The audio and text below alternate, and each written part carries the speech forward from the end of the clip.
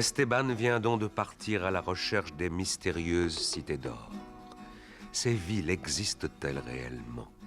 Depuis de nombreuses années déjà, des expéditions espagnoles ou autres étaient parties à leur découverte. Leurs recherches étaient basées sur une légende ou sur une simple pépite d'or trouvée par hasard. Récemment, on a retrouvé les ruines d'une grande cité construite dans la montagne.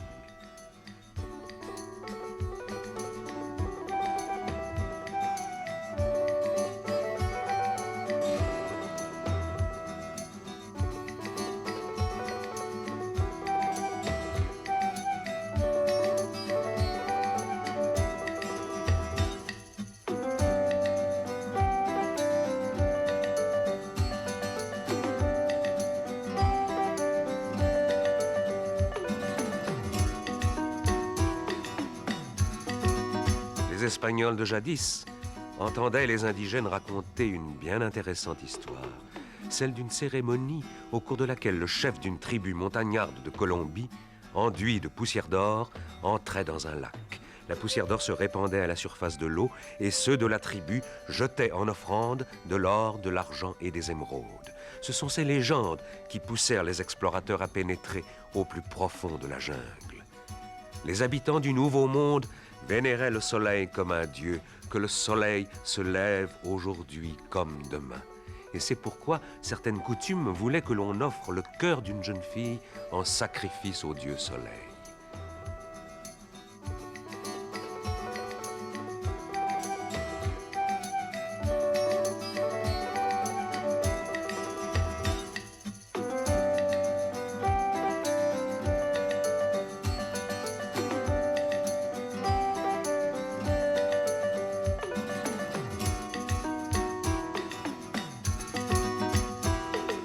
Leur façon de penser était différente de la nôtre, et c'est pourquoi les cités d'or peuvent être cachées dans les endroits les plus inattendus. Esteban parviendra-t-il à les retrouver?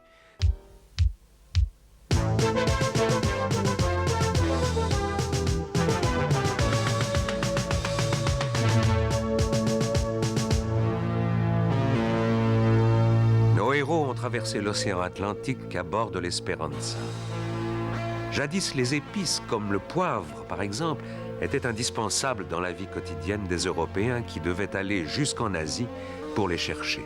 Mais la route habituelle par voie terrestre était bien trop longue et très dangereuse à cause des brigands. Pour cette raison, le prix des épices était très élevé. L'idée d'aller chercher ces précieuses marchandises par la voie maritime s'impose à dos. Les Portugais découvrirent la route qui longe la côte africaine vers le sud pour remonter ensuite vers l'Inde. Rivale du Portugal, l'Espagne se devait de découvrir un autre chemin pour ne pas être perdante dans cette bataille commerciale.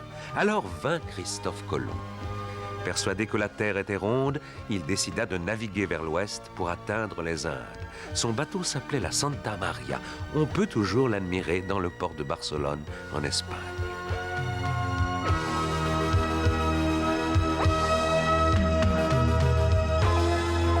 Sa longueur est seulement de 29 mètres, mais à la différence des modèles de l'époque possédant une voile unique, la Santa Maria était équipée d'une petite voile supplémentaire, ce qui lui permettait d'augmenter considérablement sa vitesse.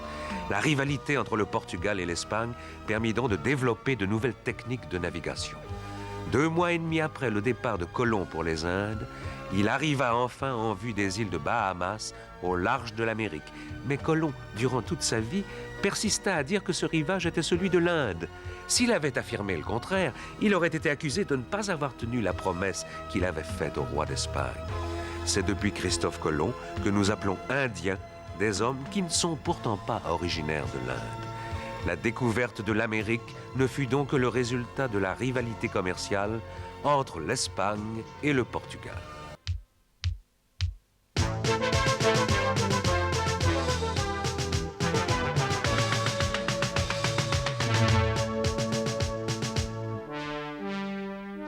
Le détroit de Magellan est situé au sud du continent américain, entre la Patagonie et la Terre de Feu. On pourrait penser qu'il s'agit d'un endroit où le climat est chaud. Bien au contraire, s'il se trouvait dans l'hémisphère nord, il serait à la hauteur des côtes du Labrador au Canada.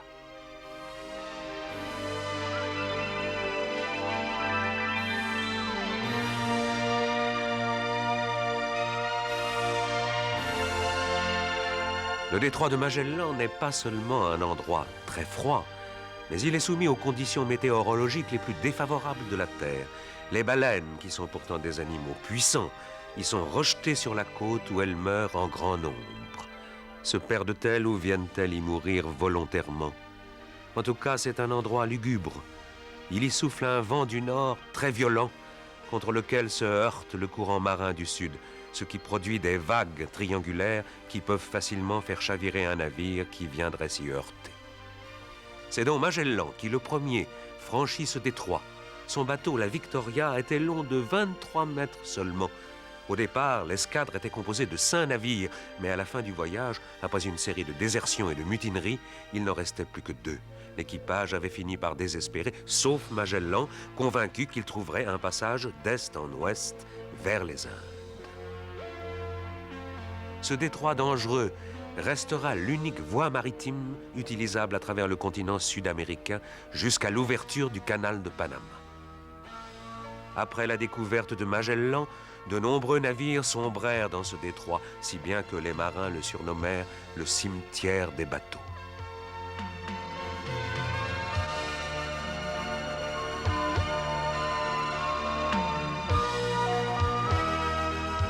Aujourd'hui encore, certaines parties du détroit portent les noms sinistres de Cap du Dernier Espoir ou Île du Désespoir.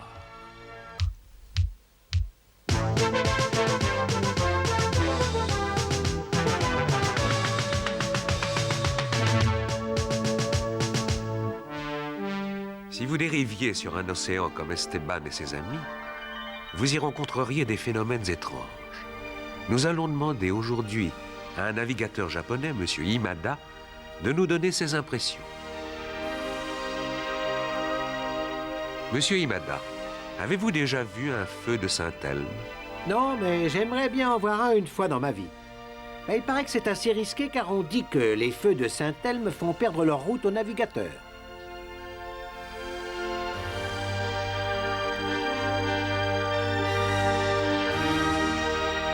Que craignez-vous le plus en mer?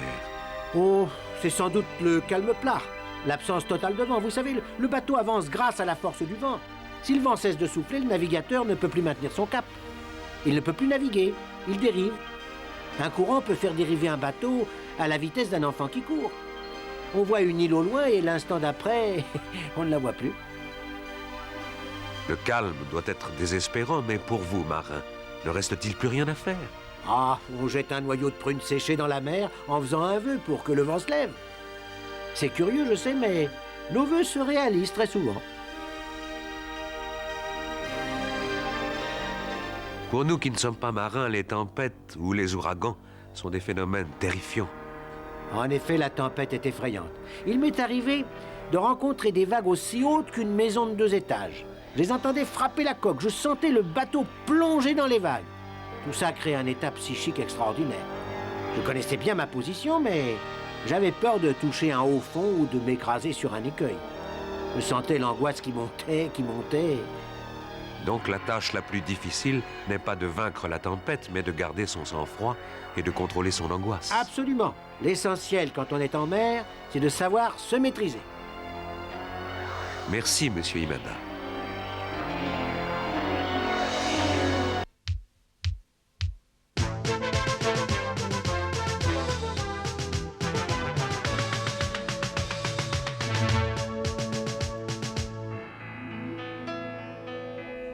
Esteban et ses amis viennent de débarquer sur une île vraiment étrange. Ils sont dans l'archipel des Galapagos, l'unique endroit au monde où l'on peut voir des iguanes, sorte de dinosaures miniatures. Ces îles sont situées dans le Pacifique, à 1000 km de l'Amérique du Sud. Dans ces îles équatoriales habitent des pingouins, des phoques et des otaries, qui sont des animaux plutôt antarctiques.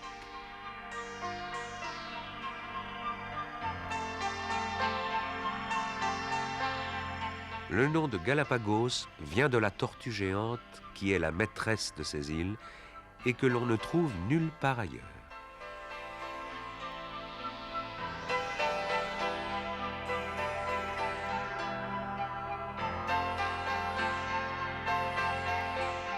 Pourquoi des animaux aussi différents cohabitent-ils? À cause du courant froid venant de l'Antarctique et du courant chaud venant du Mexique qui se rencontrent près des côtes. Et cela crée un climat étrange, ni froid ni chaud. Mais d'où ces animaux et ces plantes proviennent-ils? Il y a deux hypothèses. Selon la première, ils seraient venus petit à petit de l'extérieur. Les animaux auraient été portés par les courants marins, tandis que les oiseaux auraient apporté les graines et les plantes. Cependant, certains doutent que les tortues aient pu y arriver à la nage, ce qui conduit à une autre hypothèse, selon laquelle les Galapagos auraient été autrefois reliés au continent américain. Après la séparation, des animaux et des végétaux y auraient survécu. Il y a 150 ans, un Anglais, Charles Darwin, débarquait sur ces îles à bord du Beagle. Le paysage singulier le surprit, et à son retour en Angleterre, il bâtit sa théorie attribuant à l'homme et aux singes une origine commune, mais une évolution différente. Les îles Galapagos sont volcaniques et n'ont pas d'eau douce. Elles ne sont pas habitables par l'homme, et c'est pourquoi elles constituent un véritable paradis pour les animaux. Elles sont un laboratoire naturel qui nous permet d'étudier l'évolution de la faune et de la flore.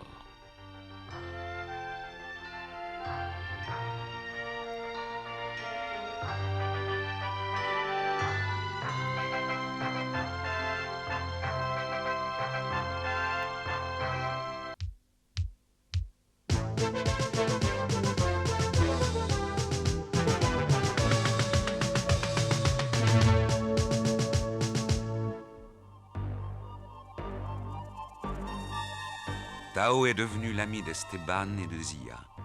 Les ancêtres de Tao seraient venus d'un lointain pays se nommant l'Empire de Mu. Lorsque tous les continents du monde étaient liés les uns aux autres, cet empire était immense et prospère.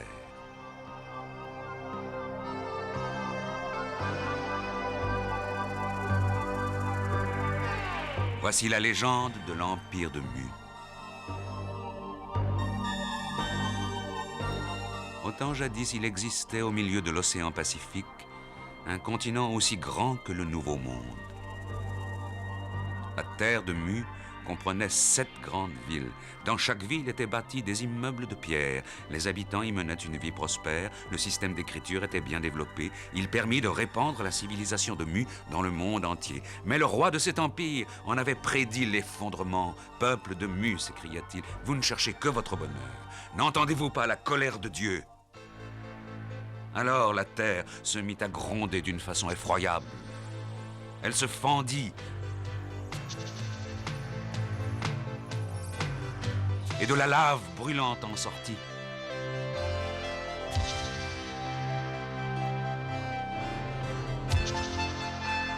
Enfin, un raz-de-marée gigantesque engloutit la totalité de l'Empire.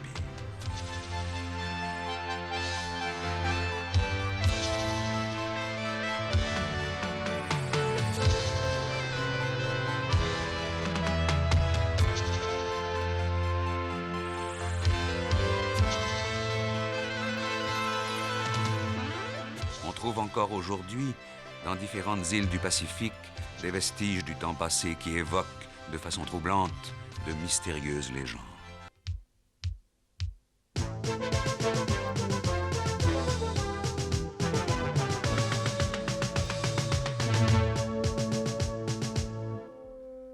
Le bateau d'Esteban a dû affronter la tempête et traverser le détroit de Magellan pour parvenir à la côte pacifique du nouveau continent. Mais les Espagnols empruntaient une autre route pour atteindre le pays des Incas. Après avoir traversé l'Atlantique et la mer des Caraïbes, ils étaient arrivés à l'emplacement de l'actuel canal de Panama. Panama est un mot indigène qui signifie « endroit riche en poissons ». Port Beiro, sur la mer des Caraïbes, n'était qu'un paisible village de pêcheurs jusqu'à ce que les Espagnols en fassent une forteresse d'où ils embarquaient, à destination de l'Espagne, les richesses volées aux Incas. Le chargement des navires attirait immanquablement les pirates anglais et français. Il y reste encore les vestiges des magasins où étaient entassés l'or, l'argent et les pierres précieuses, ainsi que les ruines du camp des esclaves noirs.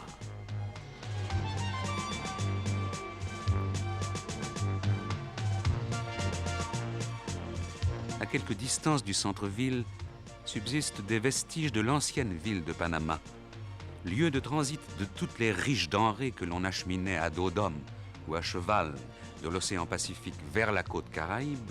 Elle fut régulièrement occupée et même brûlée par les pirates.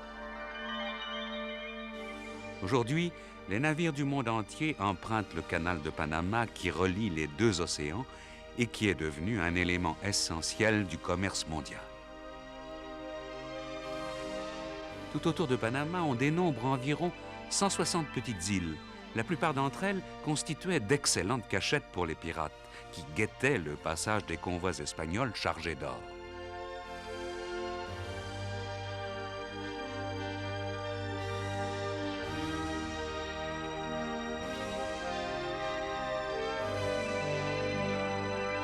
Combien de galions espagnols dorment sur les grands fonds de la mer des Caraïbes, laissant s'échapper de leurs flancs éventrés l'or des Incas.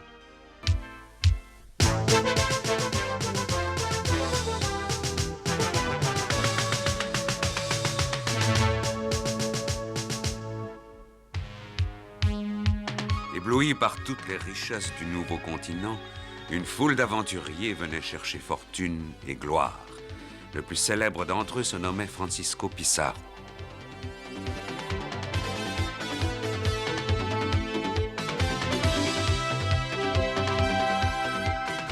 Pizarro naquit dans un village pauvre du sud de l'Espagne. Il avait entendu les légendes qui parlaient d'une fabuleuse ville d'or et il attendait impatiemment une occasion de partir pour le Nouveau Monde. Il s'embarque avec une équipe composée d'hommes sans scrupules, parmi lesquels le capitaine Balboa, explorateur du Pacifique.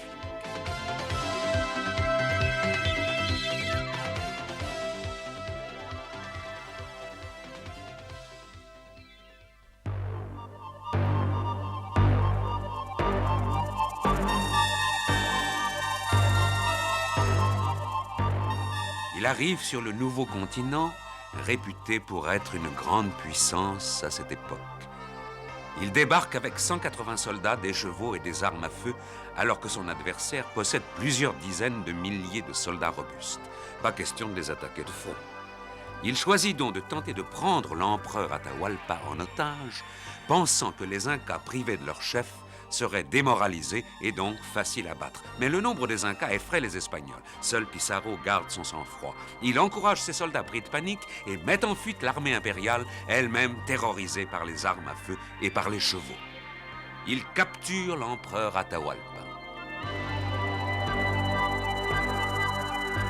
L'empereur, prisonnier de Pizarro, lui montre le mur de la salle où il est séquestré et lui promet de remplir cette salle d'or jusqu'à la hauteur de sa main levée, à condition que Pizarro l'épargne.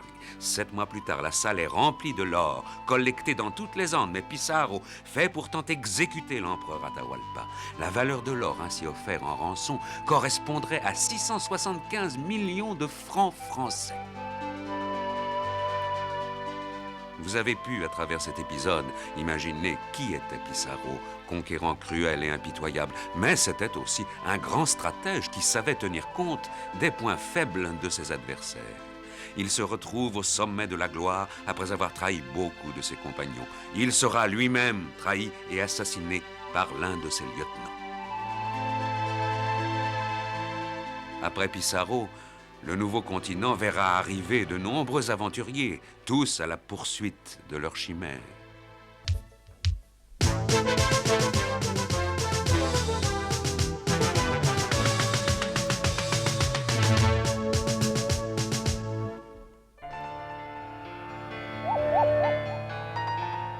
La cordillère des Andes est une immense chaîne montagneuse de plus de 6000 mètres de haut, d'où sont originaires les ancêtres des Andins.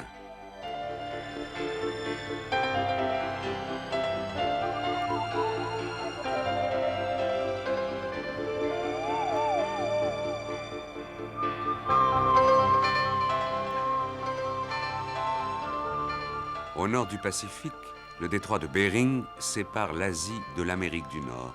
Il y a des dizaines de milliers d'années, les deux continents étaient sans doute reliés. et les Asiatiques seraient venus chercher du gibier sur le continent américain. En effet, les Indiens des Andes ressemblent aux Asiatiques. Et d'ailleurs, les bébés des Andes ont sur la fesse la même petite tache bleue, dite mongolique, que portent les bébés japonais ou chinois. Les Asiatiques, qui seraient ainsi arrivés sur le continent américain, y ont construit de grandes villes. L'empire des Incas s'est rapidement développé et est devenu, en 100 ans seulement, le pays le plus important et le plus puissant d'Amérique du Sud. Mais comment l'empereur Inca pouvait-il administrer une étendue aussi immense? Eh bien, les Incas avaient des techniques spéciales, comme les quipus qui servaient à enregistrer des chiffres à l'aide de ficelles nouées. Grâce aux quipus, ils effectuaient des recensements démographiques et ils établissaient pour toutes les régions de l'Empire des statistiques sur la production agricole. Cela rappelle un peu le principe d'une mémoire d'ordinateur.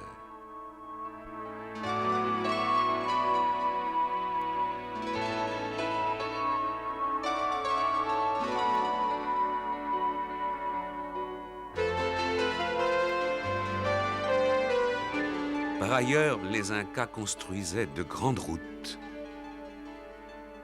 Larges de 6 mètres, traversant des champs et des montagnes sur 5600 km, elles couvraient toute l'étendue du pays. À partir des 2 voies principales, du nord au sud, l'une côté mer, l'autre côté montagne, tout un réseau routier traversait le pays. Les Incas suspendaient des ponts de 60 mètres de long au-dessus de profondes vallées. Les communications étaient assurées par des coursiers officiels appelés chasquis. Ceux-ci couraient à 10 km à l'heure de moyenne, montant et descendant des pentes souvent raides et reliaient Lima à Cusco en 3 jours seulement. Ainsi, l'empereur des Incas aurait-il pu manger du poisson frais tout en vivant dans les montagnes.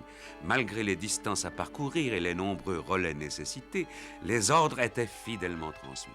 Tel est le merveilleux système de communication inventé par les Incas il y a plus de 800 ans et dont les ponts et les routes sont toujours en service de nos jours.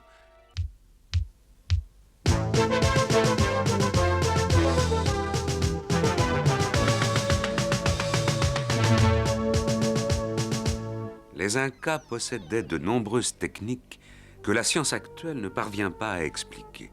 Ainsi, cette forteresse de pierre, construite en pleine montagne à 3600 mètres d'altitude. Comment, par exemple, les Incas ont-ils pu transporter toutes ces pierres dont les plus petites pèsent 100 tonnes? Et comment ont-ils pu assembler de façon aussi précise des blocs dont certains ont jusqu'à 10 ou 12 faces? Toute une vallée escarpée a été remblayée pour construire ce fort. Comment des pierres aussi énormes ont-elles pu être transportées au sommet du fort? Le sommet du fort est un assemblage de 6 grandes pierres.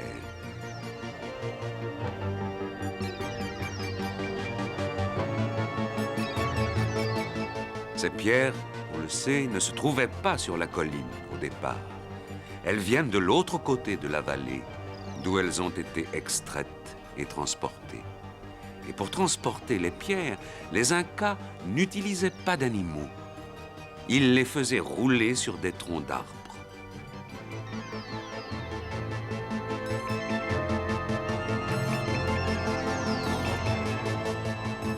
Alors que les bâtiments modernes sont détruits par les tremblements de terre, les maçonneries des Incas résistent toujours et servent de fondation aux immeubles d'aujourd'hui. Certains pensent que pour obtenir des assemblages d'une telle perfection, les Incas étaient capables de fondre la pierre. D'autres vont même jusqu'à prétendre que seuls des extraterrestres, venus de lointaines étoiles, ont pu assembler de tels monuments.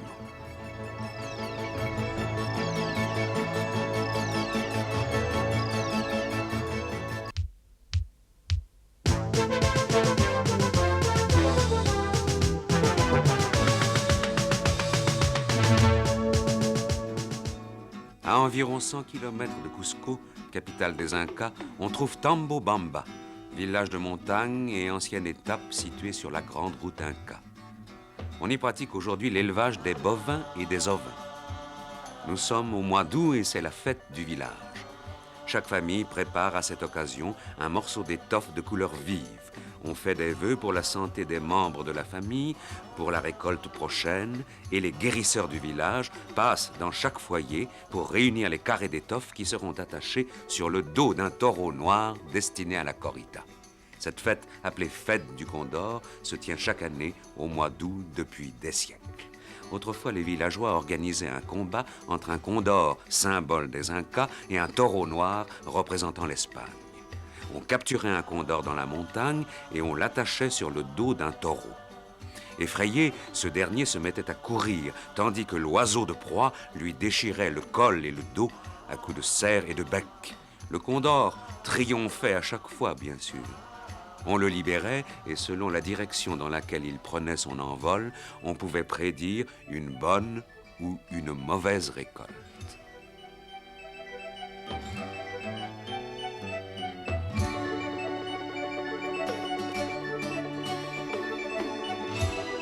Le moindre village des Andes possède des arènes et la corrida est devenue inséparable de toute fête.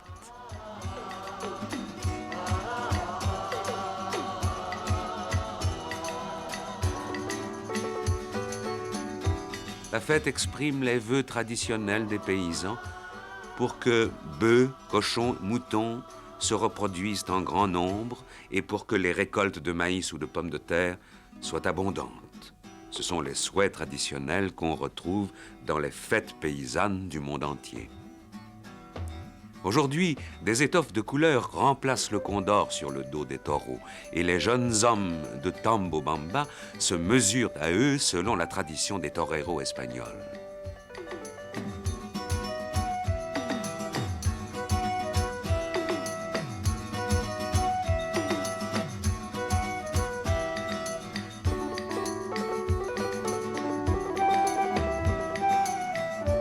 Ainsi, la fête de Tambobamba, qui n'était au départ qu'une vengeance symbolique des Incas sur les Espagnols, traduit-elle aujourd'hui l'introduction de l'élevage dans une société dont les activités autrefois étaient purement agricoles.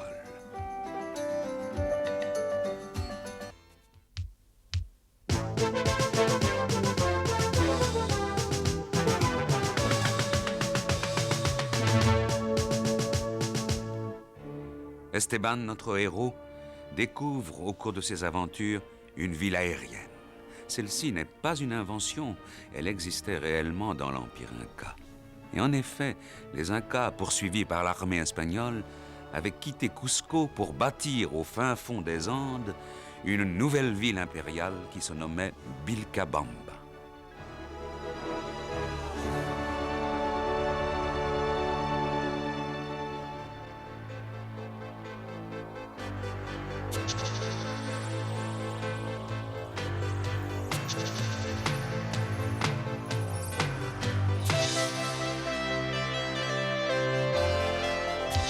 Située à 110 km environ au nord-ouest de Cusco, aujourd'hui à 3 heures de train, en remontant le fleuve Urubamba vers la source de l'Amazone, la vallée devient soudain escarpée, aboutissant à une paroi montagneuse en forme de paravent.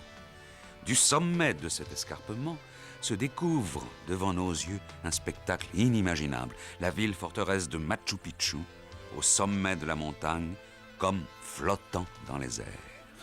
Les Incas s'y réfugièrent pour échapper aux Espagnols. Ils occupaient la zone plate située autour du temple et utilisaient les pentes de la montagne pour y bâtir des habitations et y faire des cultures en terrasse. Plus de 15 000 personnes y vivaient ainsi, de la même façon qu'à Cusco. Comment ces énormes pierres ont-elles pu être transportées jusqu'à cette crête? Le mystère reste entier aujourd'hui encore. Malgré leurs recherches, les Espagnols ne purent jamais découvrir l'emplacement du Machu Picchu. Le site resta inconnu et préservé pendant 350 ans, jusqu'en 1911, lorsqu'un jeune archéologue américain, Hiram Bingham, gravissant cet à pic, découvrit tout à fait par hasard la ville fortifiée. Les fouilles ultérieures permirent de découvrir 173 momies dans une caverne. La presque totalité étaient des momies de jeunes filles, peut-être les vierges affectées au culte du dieu soleil. Mais pourquoi ces expressions de douleur? Attendaient-elles le retour de la guerre de jeunes soldats qui n'en revinrent jamais? furent-elles condamnées à cause de cela? Ou bien l'empereur Inca préféra-t-il faire tuer le reste de la population afin de préserver le secret de la ville du soleil? De toute façon, la ville semble avoir été oubliée bien avant l'arrivée des Espagnols. Pourquoi fut-elle abandonnée? Machu Picchu ne nous donne, hélas, aucune réponse.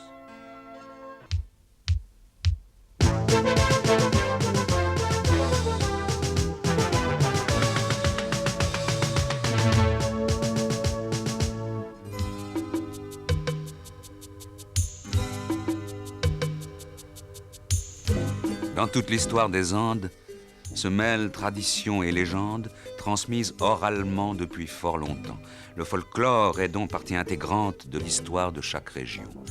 Mais en français, folklore signifie aussi pour beaucoup musique et instrument traditionnel des Andes.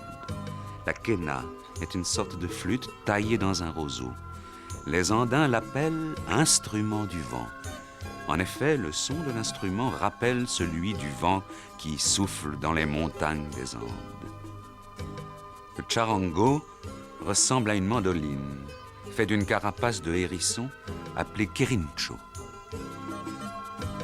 La quena et le charango sont les deux instruments essentiels de la musique des Andes. Les Incas étaient également de braves guerriers.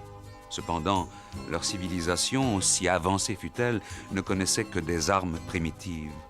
Et c'est pourquoi les Espagnols, peu nombreux, n'eurent que peu de peine à les vaincre, équipés comme ils l'étaient d'armes à feu. Le peuple des Incas est seul, sans lumière. L'empereur Inca est parti vers le soleil pour le voyage de la mort.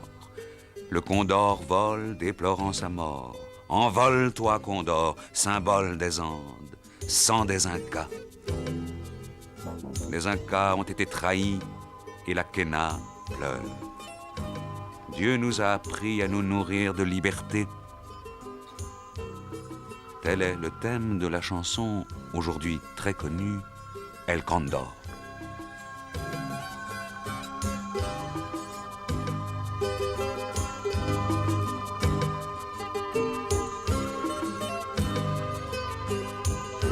De nos jours, on compte encore 15 millions d'Indiens de race pure sur le nouveau continent.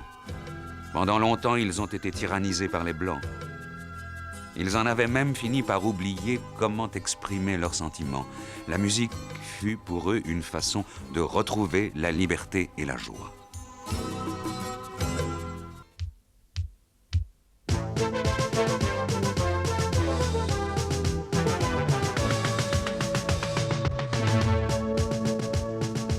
Parmi toutes les civilisations des Andes, l'Empire Inca est celui qui s'est développé le dernier avant d'être ruiné par les Espagnols. Avant l'Empire des Incas, les Andes avaient vu bien d'autres civilisations prospérer puis s'éteindre. Il arrive que le vent du désert fasse soudain réapparaître l'une de ces civilisations qui dormaient depuis des milliers d'années.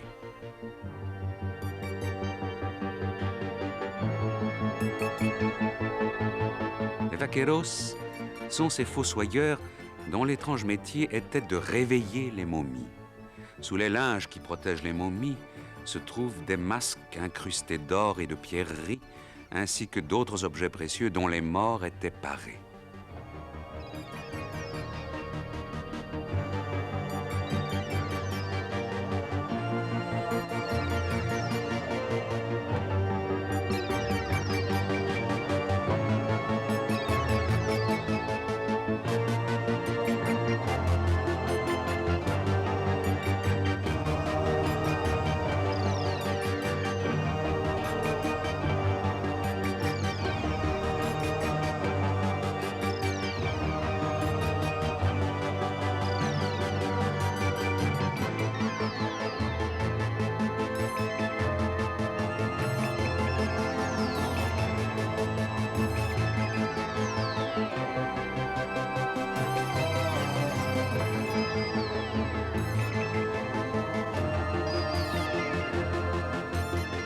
Les habitants de cette région avaient pour coutume de décorer leurs maisons avec des objets provenant des tombes pour conjurer le mauvais sort. Les conquistadors étudiaient attentivement ces traditions afin de découvrir d'éventuels trésors. Rares étaient ceux qui s'aventuraient dans les montagnes des Andes ou dans la jungle et qui en revenaient vivants. Ils étaient soit emportés par une fièvre mortelle, soit faits prisonniers par les indigènes. Cependant, un explorateur qui espérait s'approprier l'or réussit à approcher du lieu où se déroulait la cérémonie de l'or. Il s'appelait Quesada et avait entendu raconter une étrange histoire. Le chef de la tribu, enduit de poussière d'or, se baignait dans un lac pendant que les nobles et les prêtres jetaient des offrandes d'or dans l'eau. D'ailleurs, Quesada n'était pas le seul à penser au trésor inestimable qui devait se trouver au fond de ce lac. Récemment, le lac fut asséché à plusieurs reprises dans le but de retrouver les joyaux. Mais seules quelques pièces d'orfèvrerie furent découvertes. Cependant, les traditions légendaires cachent souvent une part de vérité. C'est pourquoi la chimère des cités d'or se transmet de génération en génération.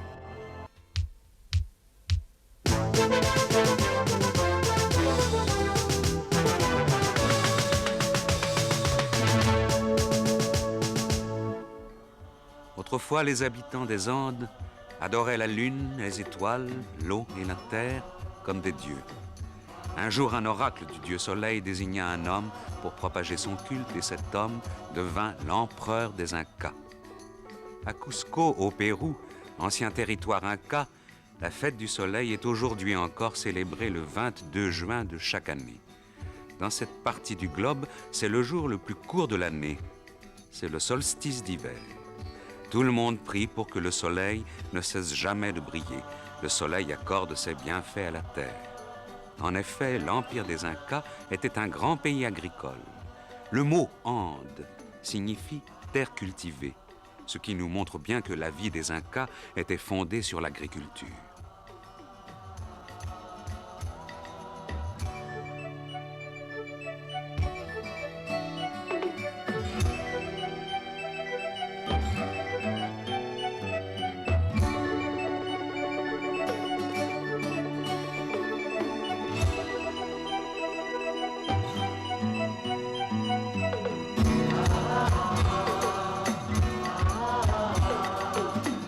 L'aliment de base était la pomme de terre, produit originaire des Andes.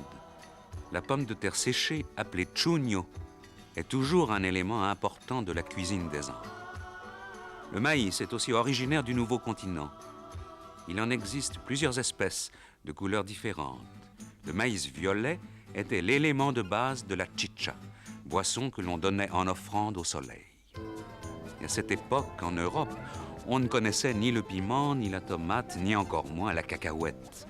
Jadis, le vieux continent ne connaissait ni la coca, qui sert de base à la cocaïne, utilisée en médecine pour l'anesthésie, ni les substances médicamenteuses telles que la quinine, remède spécifique de la malaria et du paludisme. Pour les Européens, la pomme de terre, comme toutes les plantes qui poussaient dans ce pays, avait un goût répugnant et ils refusaient d'en manger. Ils pensaient que l'ananas était une gigantesque pomme de pin. Il est intéressant de constater que ces plantes, jadis dédaignées par nos ancêtres, sont aujourd'hui couramment utilisées. Environ 40 produits agricoles découverts sur le sol du nouveau continent se sont ensuite répandus dans le monde entier. Sans les aliments ordinaires des Andes, notre table perdrait beaucoup de sa saveur.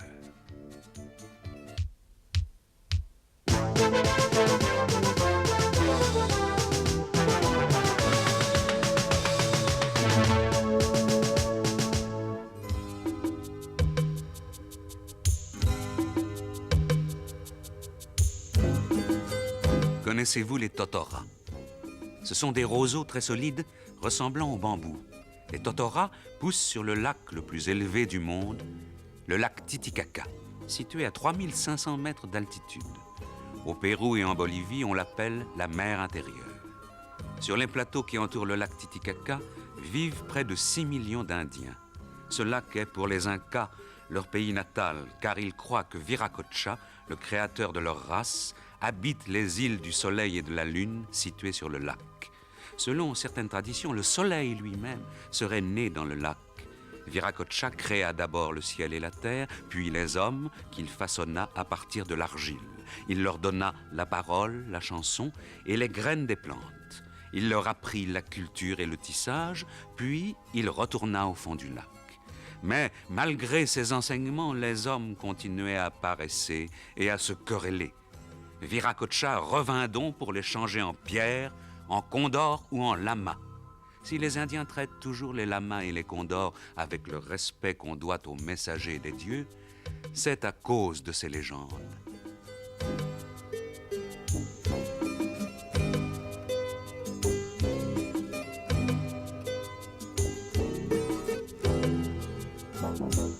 Le matin et la nuit, il fait souvent très froid sur les rives du lac. Et il n'est pas rare qu'il neige. Les récoltes souffrent d'un tel climat. Le mode de culture des Indiens est donc très particulier. Ils se déplacent sur le lac dans des bateaux faits de roseaux et avec ces mêmes roseaux, ils confectionnent des îles flottantes sur lesquelles, utilisant des poissons comme engrais, ils cultivent des plantes qui poussent bien mieux que sur la terre ferme.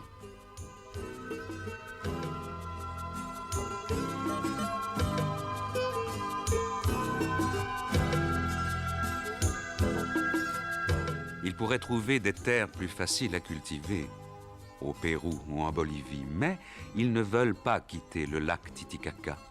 Peut-être obéissent-ils aux ordres de Viracocha.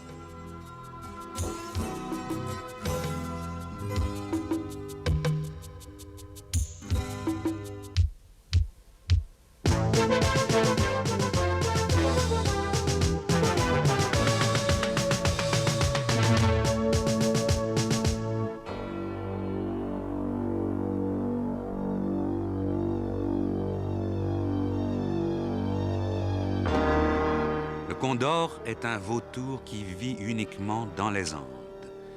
Les plus grands font 3 mètres d'envergure, les ailes déployées.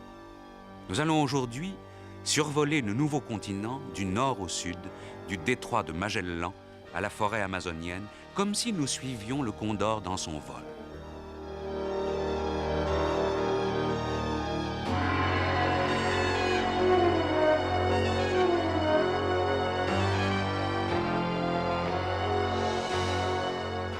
Le glacier qui part du haut de la montagne se termine dans la mer à l'extrémité méridionale du continent.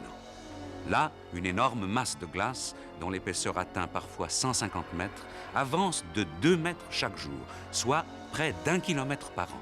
La pointe extrême du glacier, bloc après bloc, s'effrite dans la mer.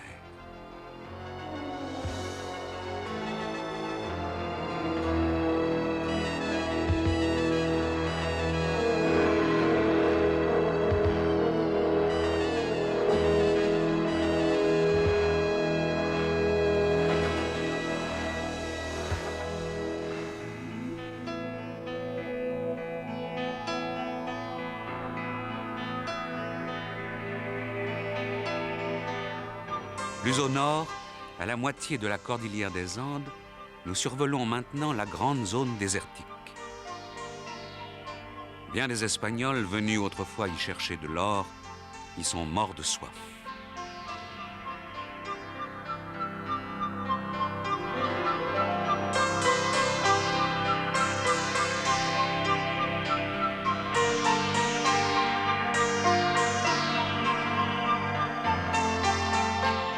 Alimentée par la fonte des neiges qui recouvre les Andes, la forêt amazonienne s'étend sur des centaines de milliers de kilomètres carrés. Cet enfer de verdure est en fait une véritable usine de régénération d'oxygène pour la planète.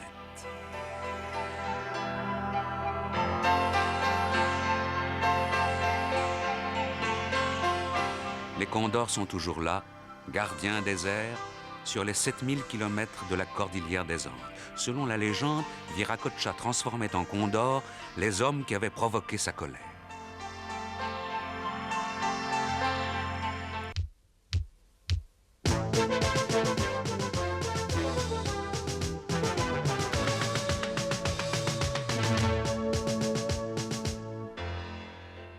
Le nouveau continent est immense. L'Amérique du Sud, à elle seule, occupe une surface environ 34 fois plus importante que celle de la France. En France, nous savons dans quelle région nous sommes grâce aux paysages. Mais l'Amérique du Sud n'est pas un jardin miniaturisé comme notre pays.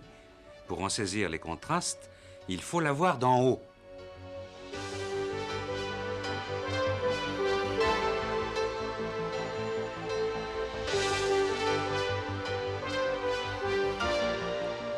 L'avion a beaucoup aidé à découvrir les vestiges des civilisations qui s'éparpillaient dans toute l'Amérique du Sud.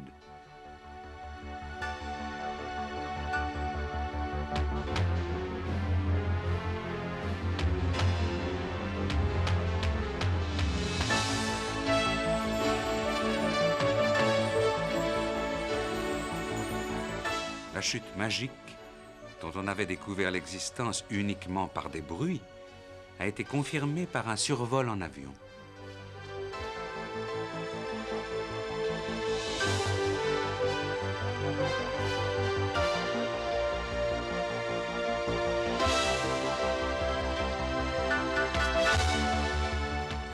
Les premiers Européens qui ont exploré le nouveau continent ont commis beaucoup d'erreurs géographiques. Par exemple, ils prenaient la mer pour ce qui, en fait, était une partie du fleuve Amazone, où ils se croyaient dans une région pluvieuse, alors qu'ils se trouvaient, en fait, dans une région de grande chute. La civilisation indienne est née au milieu d'une surprenante végétation. Elle vous fascine et a d'ailleurs inspiré de nombreux amateurs de science-fiction.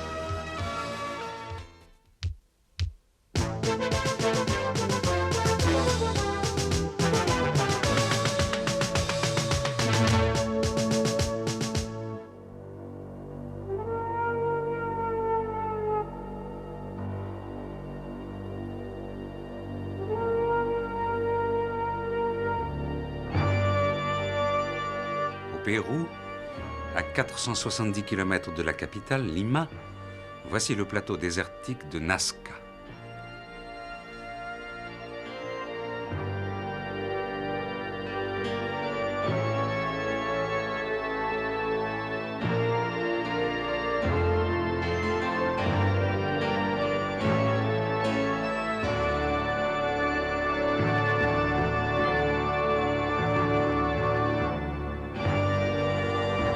Sur cet immense plateau aride, appelé Pampa Infierno, on peut voir, dessinés au sol, de gigantesques singes, des dauphins ou des oiseaux. Ces dessins auraient été tracés il y a 14 siècles, et cependant, on ne les a découverts grâce à l'avion que dans les années 40. Si l'on reste sur la terre ferme, on ne distingue que de vagues fossés qui semblent avoir été creusées par le vent.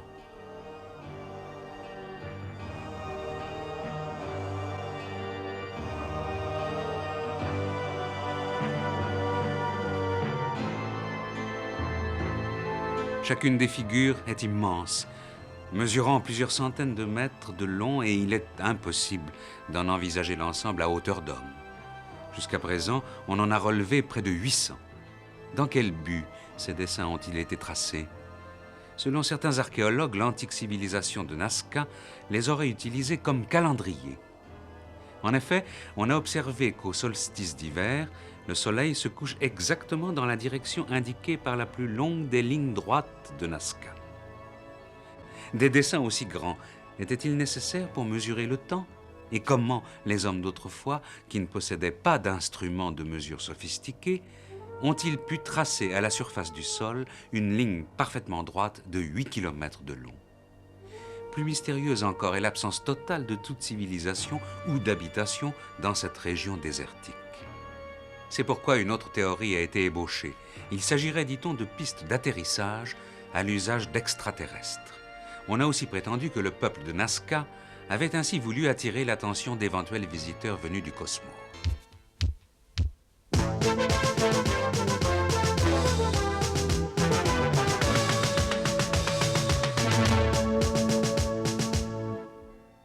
Après avoir soumis l'Empire Inca, les Espagnols le pillèrent, puis s'en furent continuer leur quête de l'or dans la forêt amazonienne.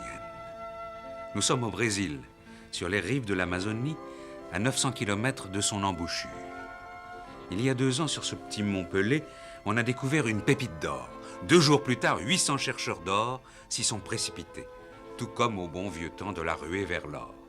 Une ville champignon de 20 000 âmes s'est construite. Chaque chercheur d'or se voit attribuer un lopin carré de 3 mètres de côté. Et l'on creuse éperdument. Comme on ne peut pas étendre ses recherches en surface, on creuse en profondeur. C'est ainsi qu'en 1 an, la montagne s'est creusée d'une profonde vallée.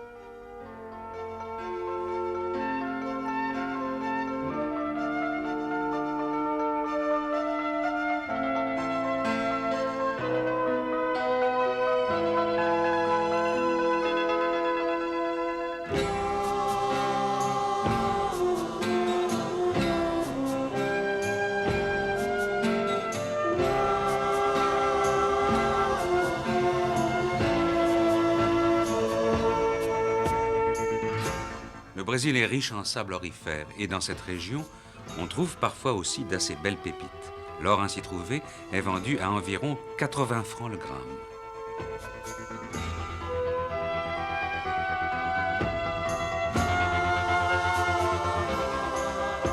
Le premier prospecteur de la région y avait déterré un lingot de 700 grammes environ, soit d'une valeur de 50 000 francs.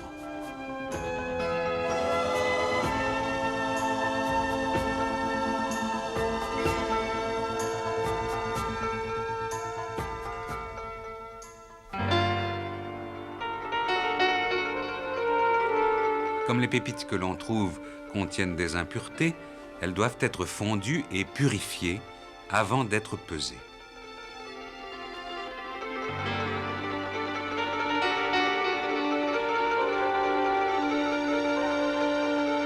La production aurifère de cette région atteint 6 tonnes par an.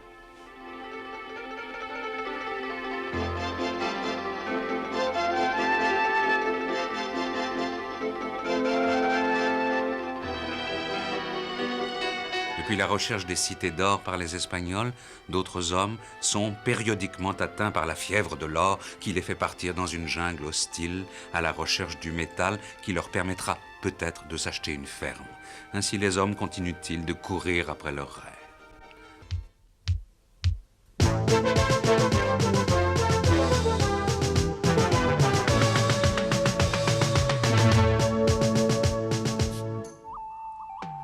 L'Amazone est un fleuve long de 6200 km, le plus important du globe de par le volume de son débit et qui prend sa source dans les Andes.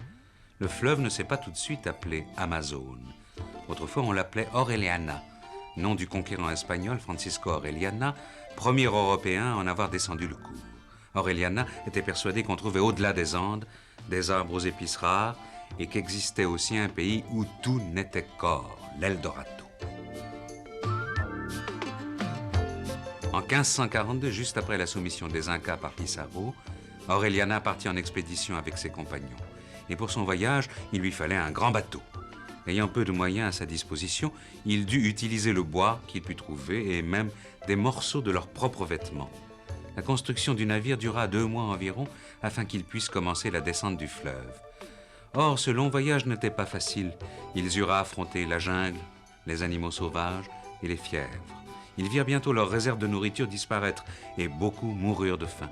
Ils finirent par manger des grenouilles, des serpents et même leurs souliers de cuir. La faim n'est pas la seule calamité qu'ils connurent durant ce voyage. Ils ne purent dormir à cause des flèches empoisonnées que les Indiens pouvaient leur lancer depuis les rives du fleuve. Parmi ces Indiens, une certaine tribu avait coutume de décapiter les prisonniers et de faire réduire leurs têtes jusqu'à ce qu'elles atteignent la taille d'une pomme. Lorsqu'ils approchèrent du territoire des femmes blanches, guerrières redoutables, grandes et hirsutes, ils reçurent une pluie de javelots qui fit ressembler leur bateau à un hérisson. Ces femmes, disait-on, attiraient les hommes des tribus les plus proches sur leur territoire afin d'avoir des enfants. À la naissance, elles ne conservaient que les filles.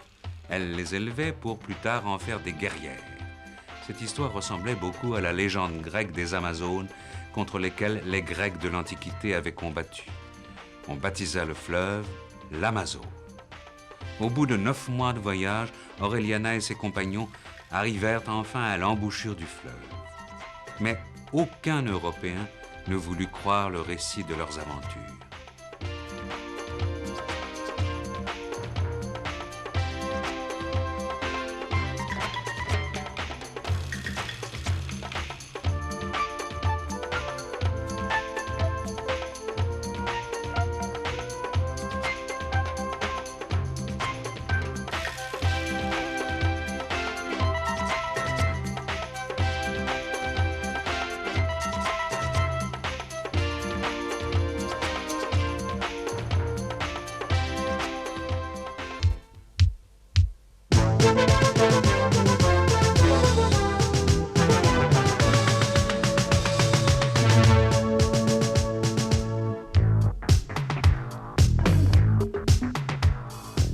Lorsque les premiers Européens arrivèrent en Amazonie, il y avait environ 500 000 Indiens vivant sur les rives du fleuve.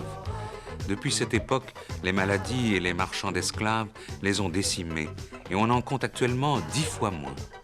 Chaque année, d'octobre à mai, c'est la saison des pluies.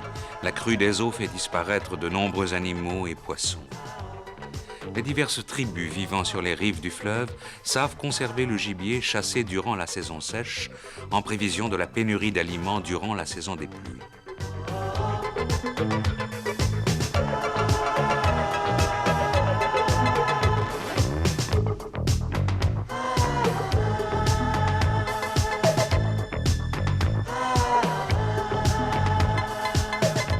Les eaux de l'Amazone sont peuplées de poissons voraces et carnassiers appelés piranhas.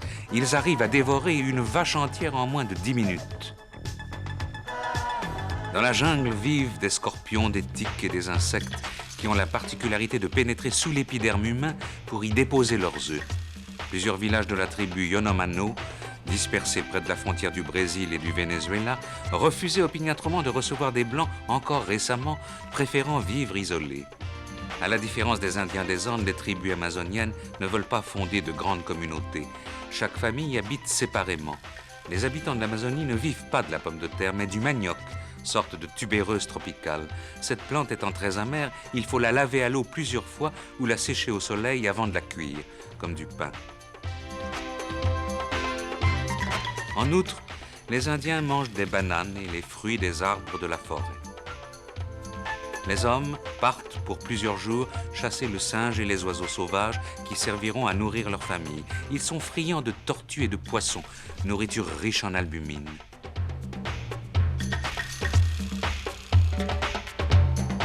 La tribu Yanomamo est aussi réputée pour être belliqueuse. L'ennemi est le plus souvent une tribu voisine et les causes de disputes ne manquent pas.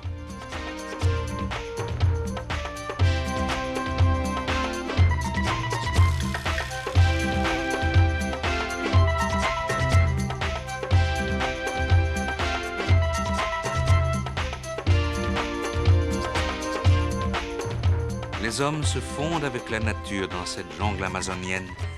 Un autre monde, certes, mais un monde magnifique.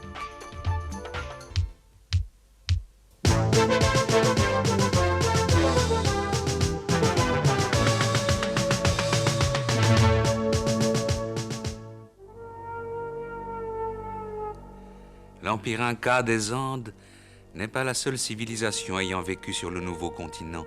Dans l'Amérique centrale, située à la charnière de l'Amérique du Nord et de l'Amérique du Sud, se sont développées des cités antiques d'un haut niveau de civilisation. La civilisation maya est née au cœur de la jungle du Yucatan, péninsule située entre le Mexique et le Guatemala. Les Mayas ont construit de magnifiques cités dans divers endroits de la jungle, comme par exemple les ruines de Palenque. Vers la fin du 7e siècle, on défricha la jungle à Palenque pour y bâtir de nombreux temples. Le temple maya est finement orné. C'est un véritable chef-d'œuvre de sculpture. Contrairement au fort des Incas, conçu essentiellement en tant que forteresse pour se protéger des agressions extérieures, on trouve, sculptés sur le mur des temples, des ornements étranges et inexplicables, ainsi que des dessins de visages d'hommes et d'animaux.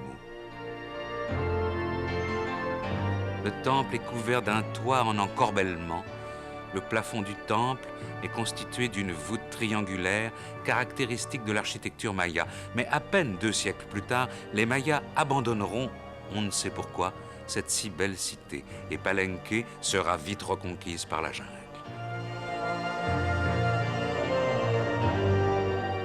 Il y a seulement 30 ans, pendant les recherches de la pyramide de Palenque, on a découvert l'escalier qui reliait la crypte de la pyramide au temple. Ce passage souterrain conduisait à un grand tombeau, 4 mètres de largeur, 7 mètres de hauteur et 9 mètres de profondeur.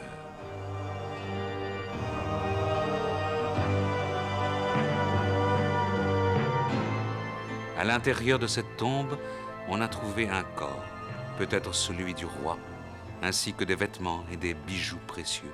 Entre autres, le magnifique masque de jade vert qui couvrait le visage du mort et qui témoigne du degré avancé de cette civilisation.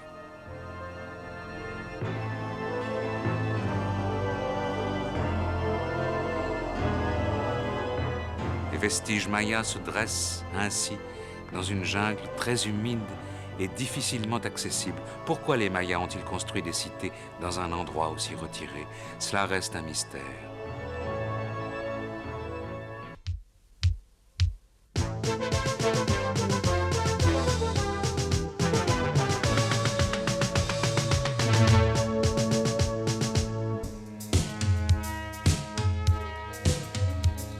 Le Guatemala est situé au sud du Mexique. Sa capitale, Guatemala, est une ville mystérieuse et fascinante où se mêlent les vestiges de la civilisation maya et les charmes des constructions espagnoles. La moitié des habitants de la ville sont des Indiens de race pure, descendants des fondateurs de la civilisation maya. Quelques tribus quichées, Caxiquel et Mam, continuent d'ailleurs à parler la langue maya. Selon la légende, après la chute de la civilisation maya au début du XIe siècle, leurs ancêtres auraient subi l'invasion des peuples venus du Mexique et auraient été obligés d'installer leur royaume près du lac d'Atitlan. Leur royaume se serait ensuite agrandi et aurait été divisé en 3 États indépendants. Le roi aurait gardé Quiché au nord du lac, tandis qu'il confiait les autres régions à ses 2 fils.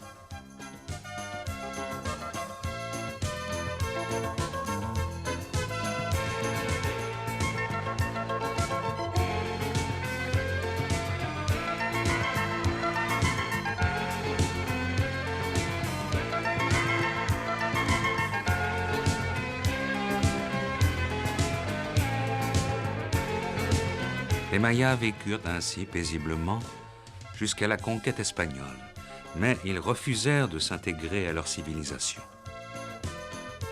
Aujourd'hui encore, ils conservent leur mode de vie traditionnel. Comme leurs ancêtres, ils habitent dans les montagnes où ils pratiquent une agriculture primitive. Ils ont conservé les traditions jusque dans leur vie quotidienne, vêtements, langues, coutumes. Le fait de rencontrer ces villageois vêtus de couleurs chatoyantes et parlant la langue maya étonne toujours les visiteurs.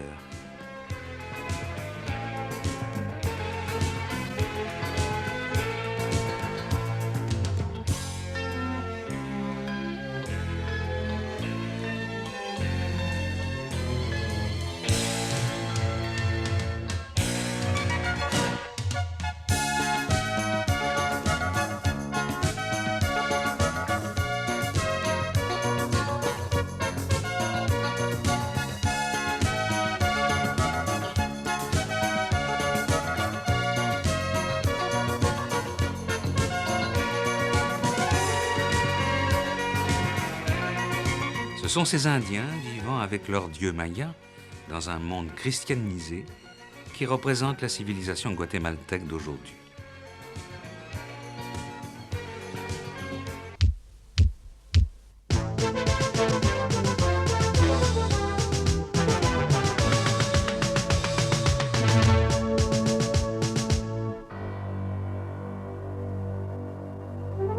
Dans la péninsule du Yucatan, on trouve en divers endroits des fontaines naturelles jaillissant de cavités creusées dans la roche calcaire.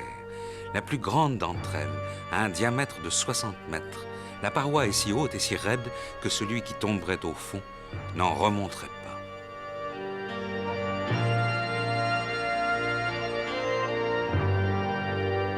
Les habitants de la région appellent ces fontaines cénopées, ou fontaines du sacrifice, car ils sont persuadés que les Mayas pratiquaient des sacrifices humains en jetant des victimes dans ces gouffres. Pour vérifier la véracité de la légende, un homme a plongé dans la fontaine, malgré les avertissements des villageois. À 40 mètres de fond, il a trouvé des parures d'or et des statuettes que l'on utilisait autrefois dans les cérémonies et pendant les fêtes. Il a découvert également les os d'une dizaine de cadavres. La tradition orale raconte que lorsque la sécheresse détruisait les récoltes, on jetait dans la fontaine une victime, ainsi que des objets précieux. Avant de prononcer leurs vœux aux dieux, les prêtres chargés de la cérémonie devaient jeûner plusieurs jours pour se purifier le corps. Quant à la victime du sacrifice, enfant ou esclave, elle était placée sous bonne garde.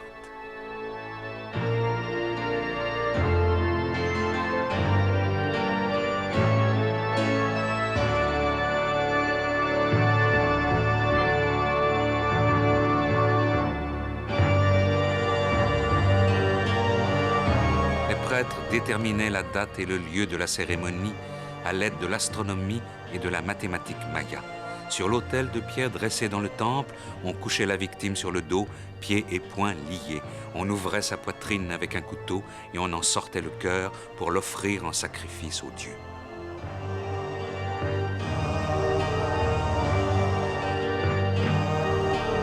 Ainsi, la fontaine représentait un lieu sacré, tout comme les temples enfouis dans la jungle. Les Mayas croyaient que chaque jour était placé sous l'influence d'un dieu différent. Et c'est pourquoi ils devaient toujours offrir aux dieux du sang frais pour leur plaire ou pour apaiser leur colère. S'ils entraient en guerre contre d'autres tribus, c'était pour ramener des prisonniers qu'ils offraient en sacrifice à leurs dieux. La cérémonie du sacrifice était cruelle, mais la vie des Mayas était complètement régentée par leur religion.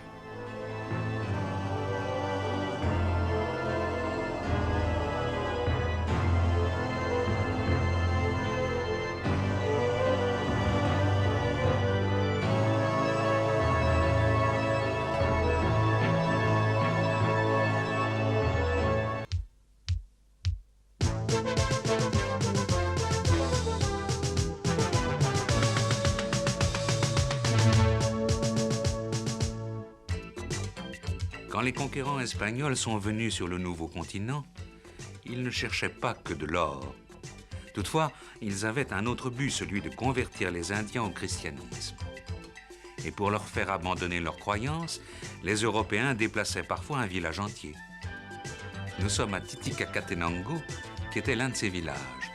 Le symbole de la ville est l'église Saint-Thomas, construite au milieu du XVIe siècle, pour que les Indiens viennent y prier. En apparence, ils sont devenus de bons chrétiens, mais en réalité, ils continuent de croire à leur Dieu traditionnel. Ils gardent l'habitude de brûler l'encens de résine de pin, appelé copalé, qui était indispensable à la pratique des rites mayas. De cette façon, ils demandent pardon à l'esprit qui protège l'entrée de l'église. À l'intérieur de l'église, on offre des cierges, des fleurs et du vin afin de remercier le Créateur et les mânes des ancêtres.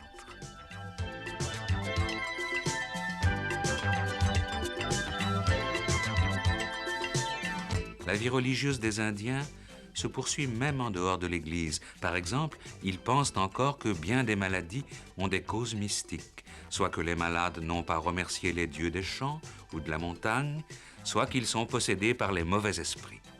Pour guérir de telles maladies, on fait appel à un guérisseur appelé Clandeiro.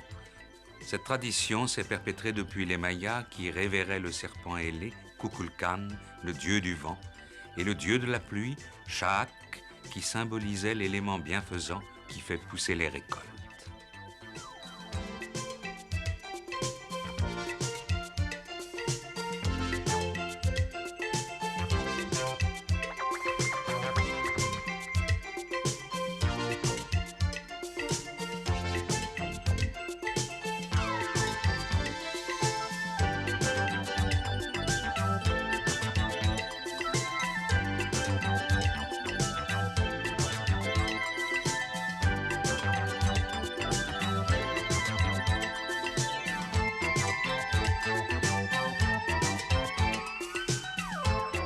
Dans tous les vestiges mayas, on trouve des sculptures en forme de trompe d'éléphant représentant Chaak, dieu de la pluie.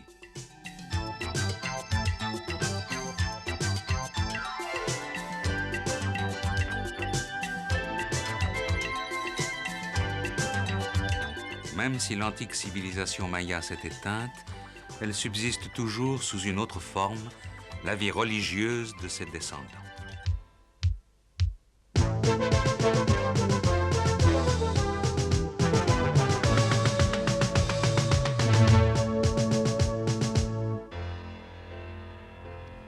Au fin fond de l'Amérique centrale s'étend une immense forêt encore inexplorée. Au beau milieu de la verdure se dressent d'étranges constructions de pierre. Lorsqu'on survole la jungle et que le brouillard la recouvre, les sommets de ces pyramides semblent flotter comme autant d'îles magiques.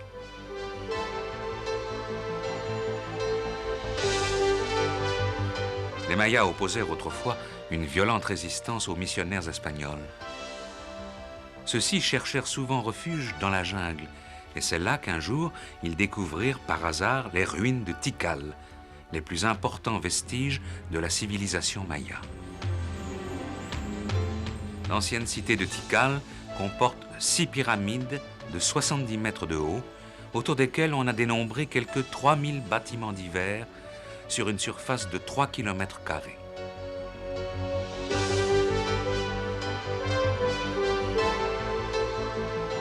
Comme il n'y a pas de fleuve à proximité de la cité, les Mayas avaient construit 13 réservoirs d'eau de pluie. Le nombre de ces réservoirs nous permet d'imaginer que la cité comptait plusieurs dizaines de milliers d'habitants.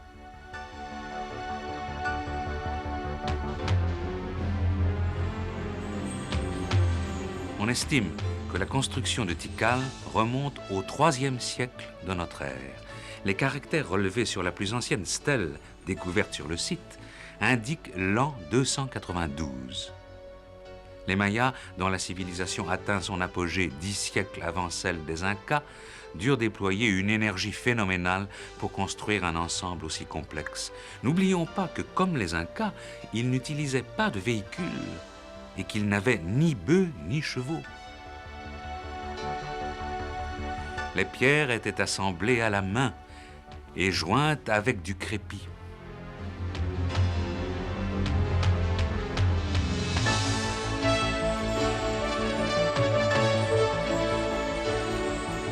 Comment expliquer que les Mayas aient construit une aussi grande cité dans une jungle où l'humidité et la chaleur rendent la vie extrêmement pénible? Et pourquoi cette ville fut-elle abandonnée? Après le départ de ses habitants, la jungle a totalement recouvert la cité. Il existe sûrement encore de nombreuses ruines comme celle de Tikal, ensevelies sous la jungle. Au revoir, à bientôt.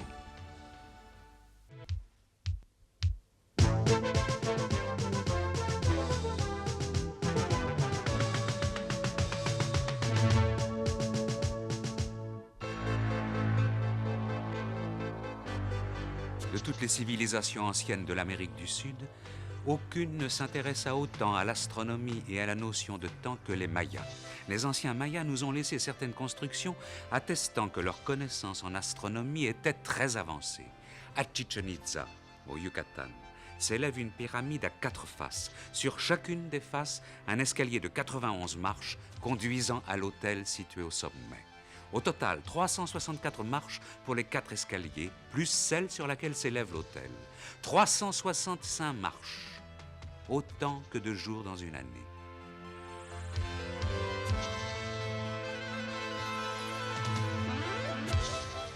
De leurs observations de divers corps célestes, les Mayas déduisirent le concept d'un cycle universel de répétition des événements.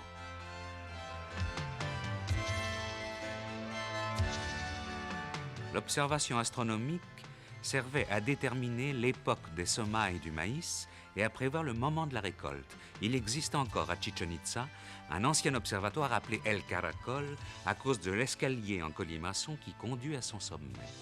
Sa ressemblance avec un observatoire contemporain est singulière.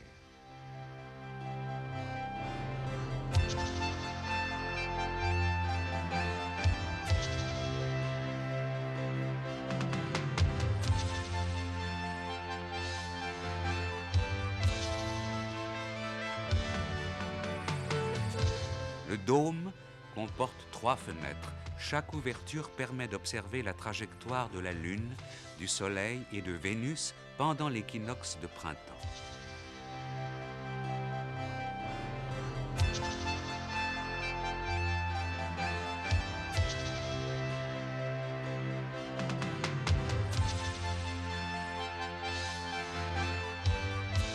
Dès le VIe siècle de l'ère chrétienne, les Mayas étaient capables de calculer la durée exacte d'une année solaire. Leur calendrier est plus précis que le calendrier grégorien répandu en Occident au XVIe siècle.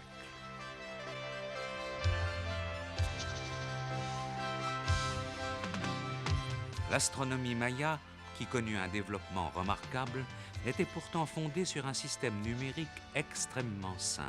3 symboles, un point, un tiret et une sorte de cédille représentant le zéro. Ce système très simple permit pourtant aux Mayas d'obtenir au cours de leurs observations des résultats beaucoup plus précis que ceux des Grecs ou des Romains.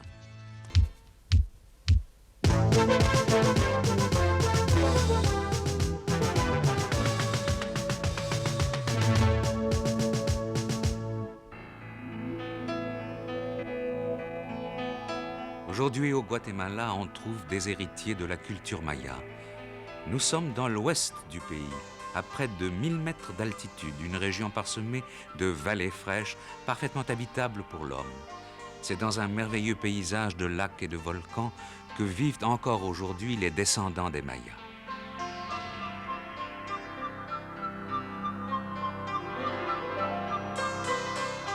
C'est là, au pied d'un volcan de 3600 mètres d'altitude, que se trouve l'Atitlan, que certains considèrent comme le plus beau lac d'Amérique centrale. Les Indiens vénèrent l'Atitlan comme un lac sacré. Il est en effet le lieu d'une triste légende.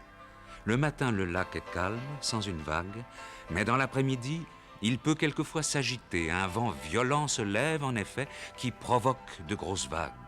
Et les remous causés par ce vent de l'après-midi ont provoqué de nombreux naufrages et bien des noyades.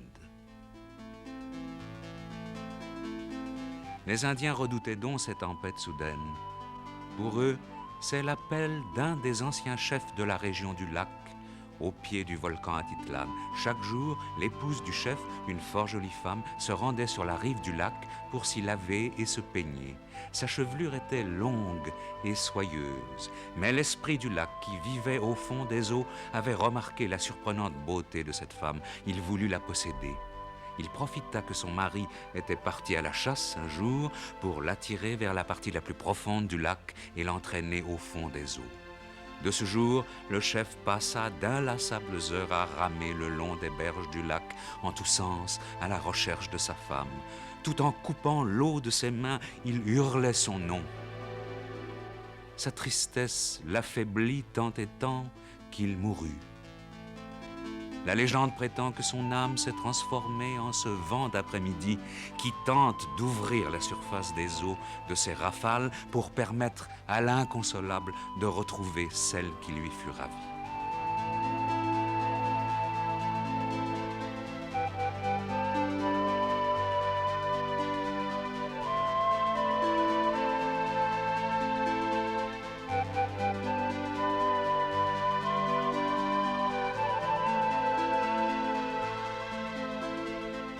Au bord de l'Atitlan, la scène n'a pas beaucoup changé depuis les jours où cet ancien chef y errait à la recherche de sa bien-aimée.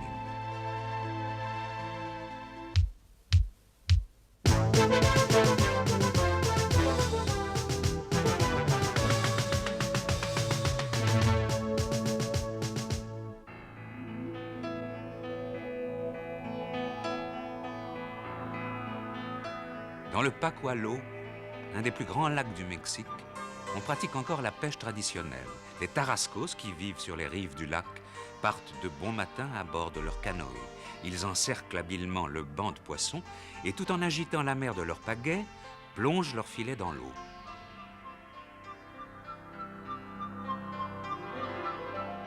Comme le filet qu'ils utilisent ressemble à un papillon blanc aux ailes ouvertes, ce type de pêche porte depuis des siècles le nom de mariposa, ou pêche au papillon. la région de Michoacán comprend, en plus du Pacualo, de nombreux autres lacs de toute taille. Les Tarascos avaient construit un grand empire dans cette région, et dans leur langue, Michoacán signifie « pays des pêcheurs ».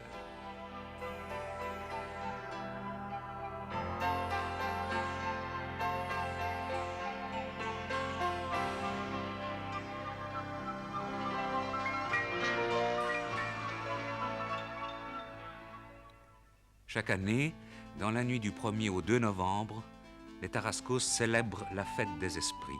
Chaque famille prépare des offrandes aux morts, bougies, pain ou gâteaux sucrés. Ces gâteaux ainsi que les costumes de danse folklorique doivent être ornés d'un squelette. Cela peut sembler effrayant de prime abord, mais les anciens Mexicains considéraient que la vie et la mort n'étaient que des déclics infiniment petits dans l'engrenage gigantesque qu'est l'univers.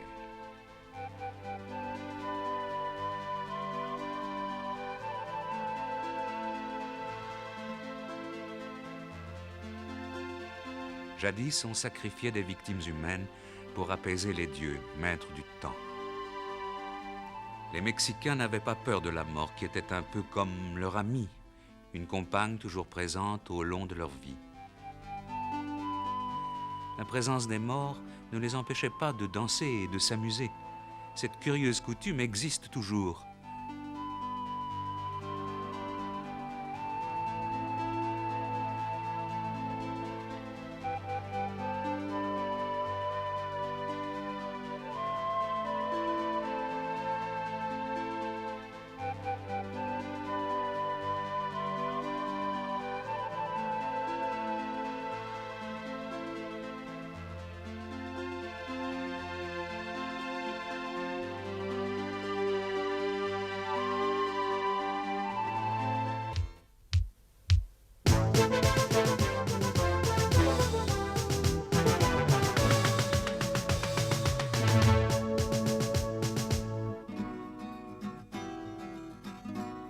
En quittant le Guatemala, dirigeons-nous vers le Mexique.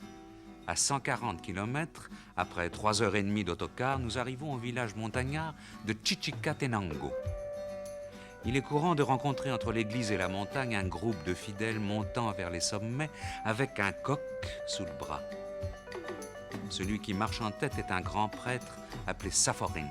Il mène la procession vers le sommet où se trouve une idole sacrée.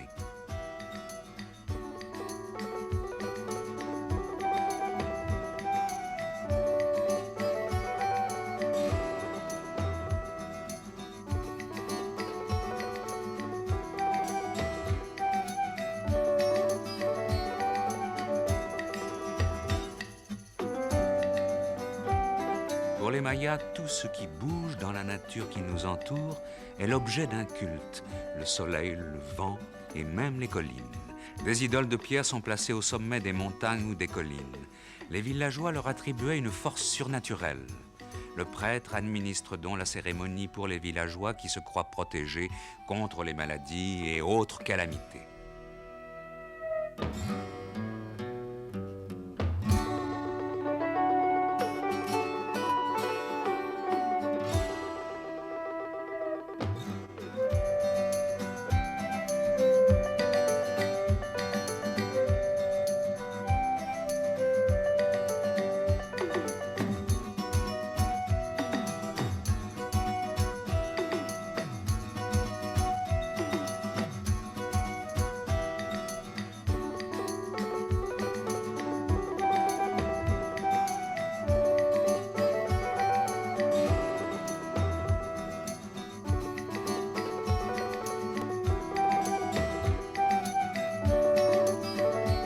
Le prêtre appelle les esprits au moyen d'une invocation.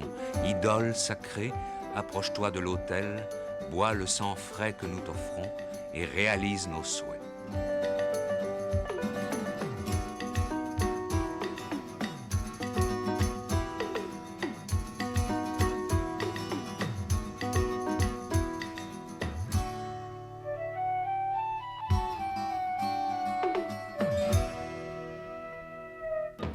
Après la cérémonie, on distribuera les restes de l'animal qui a remplacé aujourd'hui les victimes humaines. Les grands prêtres sont des conseillers qui, par leurs prédictions, interviennent dans la vie du village.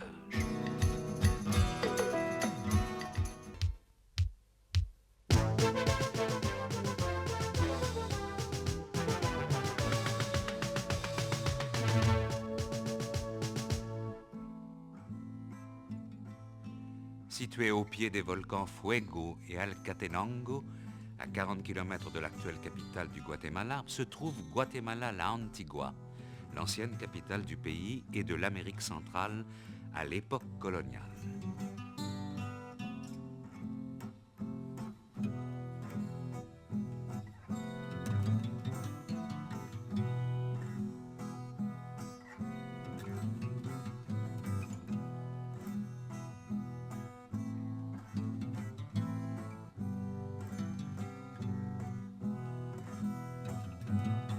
Aujourd'hui encore, on rencontre dans la ville des Indiennes dont les vêtements aux couleurs traditionnelles donnent l'impression que le temps s'est figé.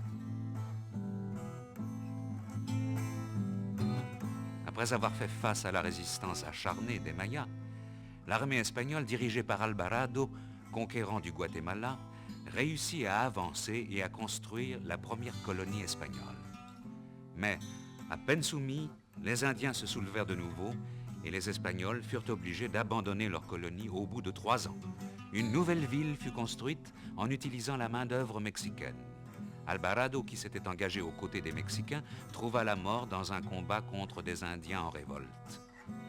1 an après sa mort, sa veuve, qui avait pris sa suite comme gouverneur, périt à son tour au cours d'un tremblement de terre qui détruisit la ville. 30 ans plus tard, les Espagnols construisirent, à l'instar d'Alvarado, la ville de Guatemala la Antigua, près des vestiges de l'ancienne cité ensevelie. La ville se développa et, avec 80 000 habitants, devint la plus importante d'Amérique centrale. Mais elle fut détruite, elle aussi, par le tremblement de terre de 1773. La capitale fut reconstruite à Guatemala la Nueva, qui est aujourd'hui encore la capitale du pays.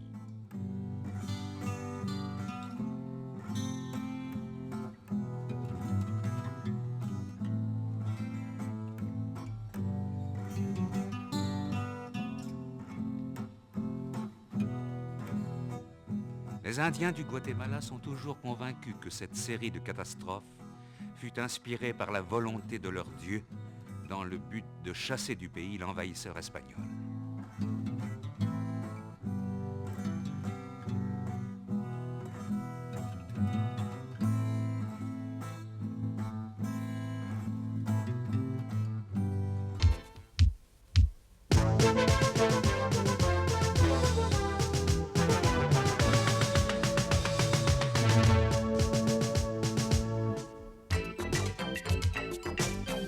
Dans les villages de montagne du Guatemala, les Indiens, surtout des femmes, portent des vêtements aux couleurs chatoyantes, tissés artisanalement. Le tissage d'un vêtement représente près d'1 mois de travail. La technique traditionnelle d'origine maya s'est propagée dans une vingtaine de tribus dont chacune crée couleurs et motifs originaux, ce qui permet de savoir de quel village vient une personne grâce aux vêtements qu'elle porte. Les femmes continuent d'utiliser le métier à tisser de leurs ancêtres qui, bien que très ancien, permet de réaliser 1 millier de motifs différents.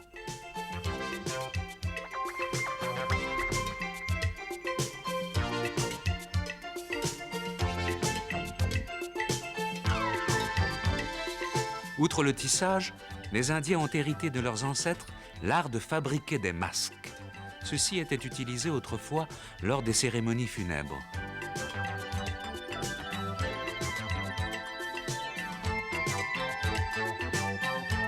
Le visage du mort était recouvert d'un masque. Après la conquête espagnole, les masques continuèrent de représenter des animaux, mais aussi des Indiens à la peau mate et des conquistadors à la peau plus claire. On s'en servait pour la danse des conquistadors. Poursuivis dans la montagne par les Espagnols, les Indiens inventèrent cette danse pour raconter à leurs descendants les rudes combats qu'ils eurent à mener. La danse montre les Mayas paisibles que les Espagnols viennent attaquer brutalement.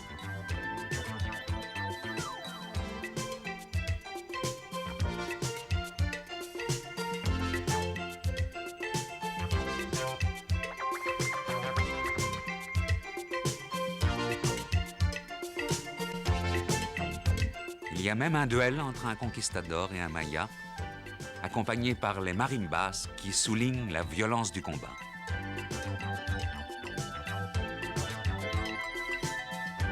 Pour symboliser la défaite des Mayas, le conquistador tue son adversaire et lui recouvre le visage d'un masque mortuaire.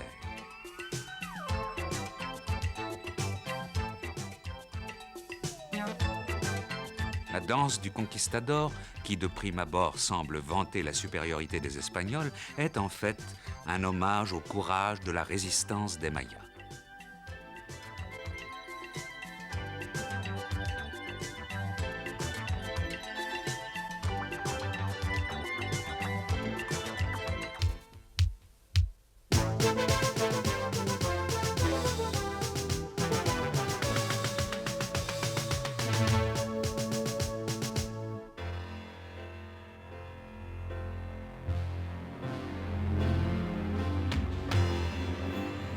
Le Mexique est le pays du soleil. Sa capitale, Mexico, est construite sur de hauts plateaux à 2200 mètres d'altitude. Avec 14 millions d'habitants, c'est la ville la plus peuplée du monde.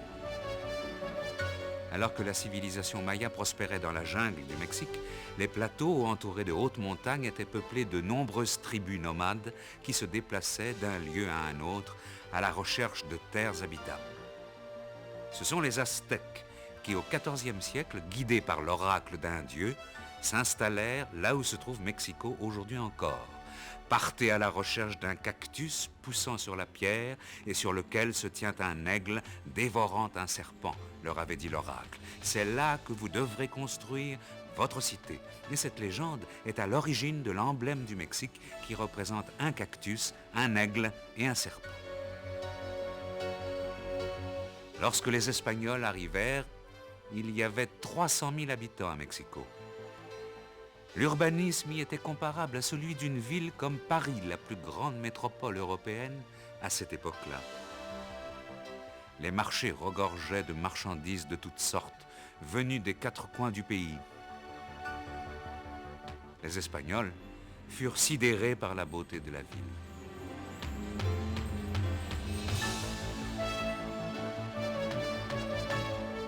Malheureusement, Cortés détruisit totalement Mexico, malgré la résistance du dernier roi des Aztèques, le jeune Cuauhtémoc. Ainsi disparut une des villes les plus prospères et les plus belles du monde, construite sur la lagune de Texcoco. On continuera de remblayer la lagune qui devint l'actuelle ville de Mexico.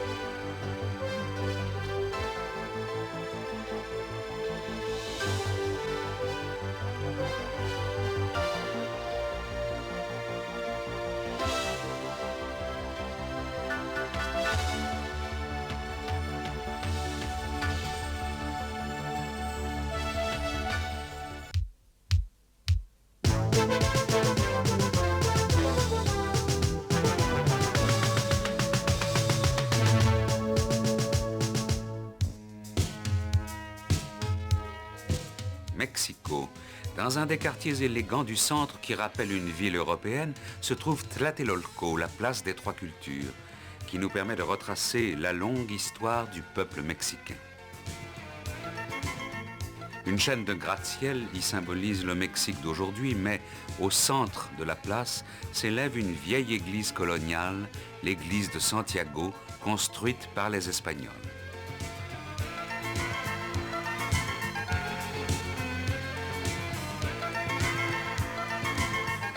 En face de l'église subsistent les ruines de monuments aztèques. À l'entrée de la place, on peut lire l'inscription suivante sur un monument: « Le pays fut vaincu par Cortés en 1521 ». Il ne s'agissait pourtant pas d'une véritable défaite, car cet événement fit naître une nation composée de différents peuples qui est le Mexique moderne.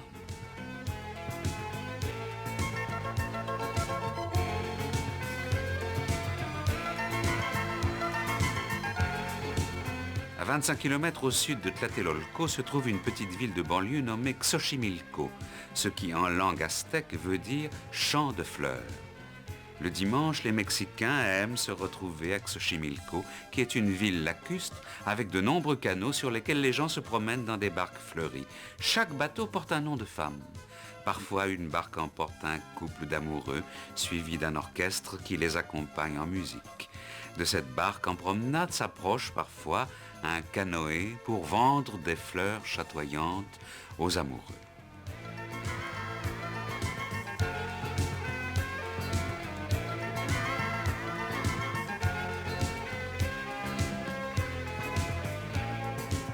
À travers ces parties de campagne qui ont lieu tous les dimanches à Xochimilco, on peut imaginer l'atmosphère de la ville disparue de Tenochtitlan qui flottait autrefois sur le lac de Texcoco.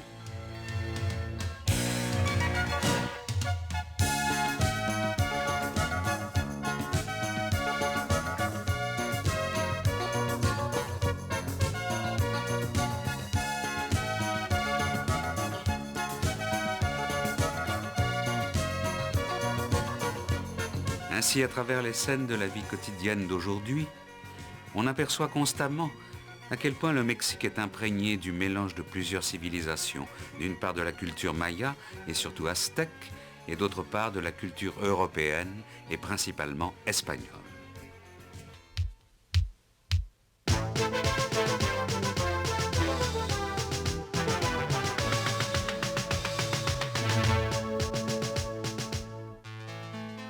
Dans la jungle longeant le golfe du Mexique, la civilisation la plus ancienne du pays, celle des Olmecs, allait disparaître il y a 2000 ans, alors qu'en revanche, une autre civilisation importante allait prendre naissance loin de la côte, sur les hauts plateaux centraux du pays.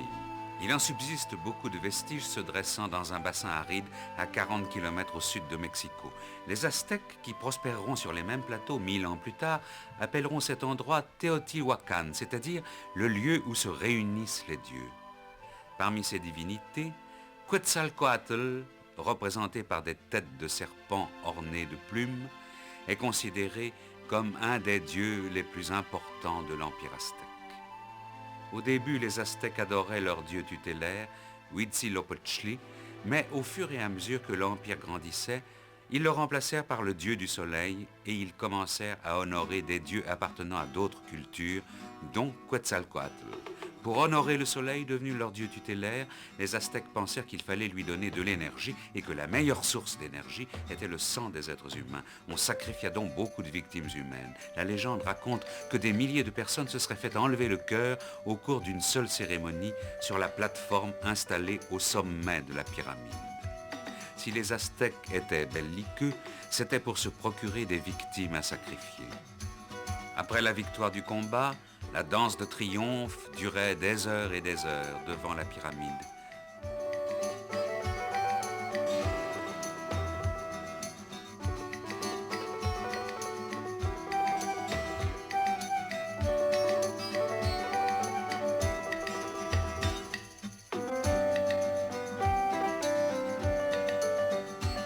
Ainsi, dans l'Empire aztèque, les guerriers qui capturaient les prisonniers jouissaient d'un prestige et d'un pouvoir plus importants que les prêtres qui présidaient les cérémonies.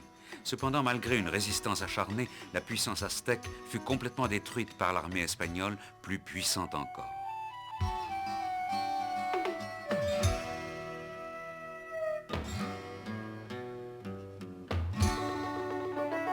Mais les ruines de Teotihuacan sont restées longtemps en bon état après la chute de la ville, car cette dernière ne participa pas au combat contre les Espagnols.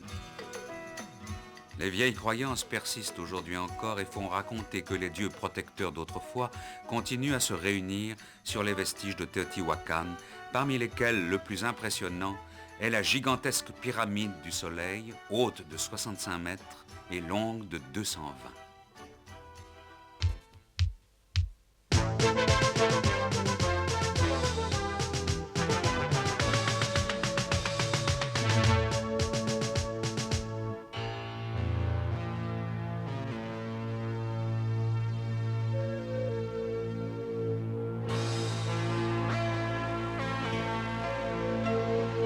À Après avoir soumis le Yucatan, Cortés trouva parmi les prisonniers des Mayas une jeune Aztèque que les Espagnols nommèrent Marina. Comme celle-ci parlait la langue aztèque et celle des Mayas, Cortés en fit son interprète.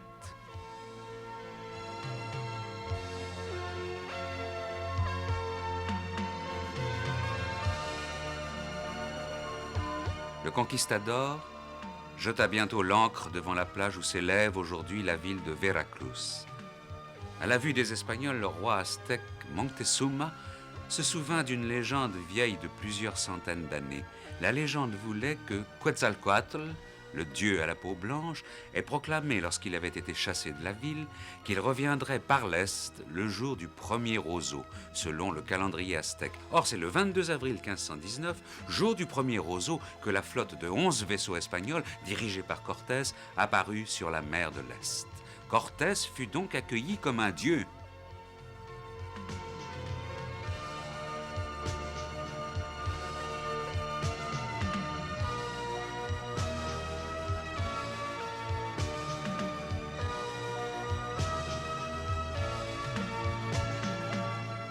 En route vers la capitale aztèque, Tenochtitlan, les Espagnols passèrent par Cholula, où l'on vénérait Quetzalcoatl.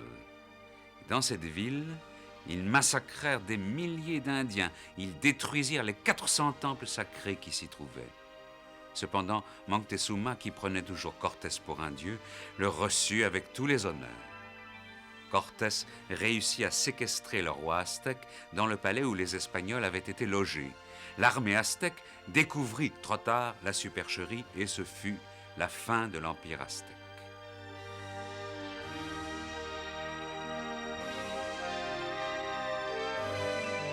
Curieusement, une légende semblable existait chez les Incas. Viracocha, leur dieu, devait également leur envoyer des messagers à la peau blanche. Accueillis par les Incas, les Espagnols les massacrèrent.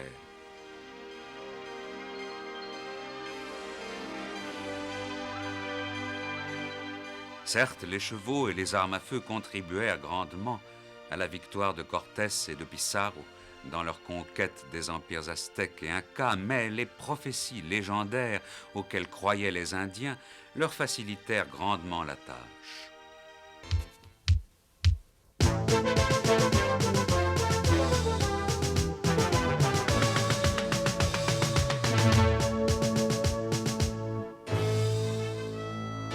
Quand Christophe Colomb et Magellan s'embarquent vers l'inconnu, c'est surtout pour découvrir des routes maritimes qui permettront de rapporter en Europe les précieuses épices de l'Asie plus rapidement et plus sûrement. En fait, ils découvrent le nouveau continent, les Amériques. Cortés et Pizarro ne tardent pas à les suivre. Ils conquièrent respectivement l'Empire aztèque et l'Empire inca et s'emparent de leurs fabuleuses richesses. Apprenant qu'il est possible de faire fortune rapidement sur le nouveau continent, une foule d'aventuriers espagnols ambitieux et sans scrupules s'embarquent vers l'Amérique. Mais l'esprit de lucre et le désir de conquête ne sont pas les seules motivations de ces Européens. Ils veulent aussi et surtout convertir les Indiens au christianisme de gré ou de force.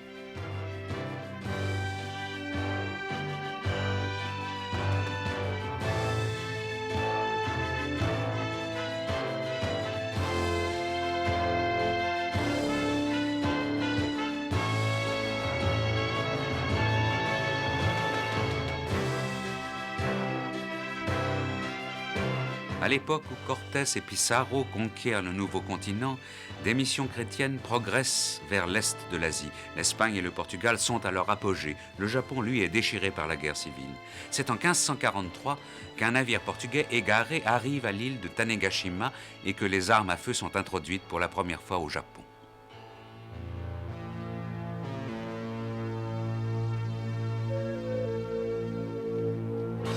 Quelques années plus tard, François Xavier arriva au Japon pour y propager la foi chrétienne. Pour les conquérants européens, les Japonais n'étaient que des hérétiques, au même titre que les Indiens.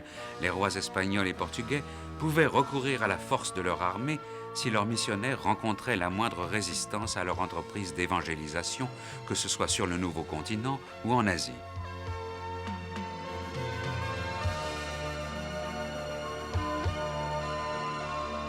Mais la défaite de l'invincible Armada par la flotte anglaise en 1585 amorça le déclin de la puissance espagnole.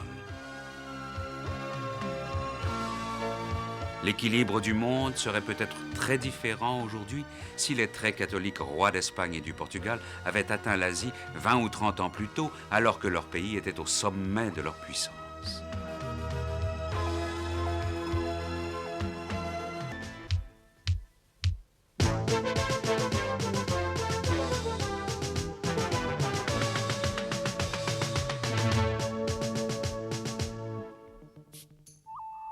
Il y a 150 ans, pendant son voyage à bord du Beagle, Charles Darwin découvrit des animaux étranges aux îles Galapagos.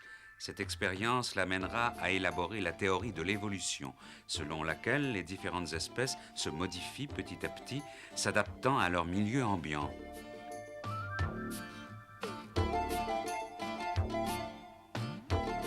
Les Andes, colonne vertébrale de l'Amérique du Sud, ont longtemps barré la route aux explorateurs.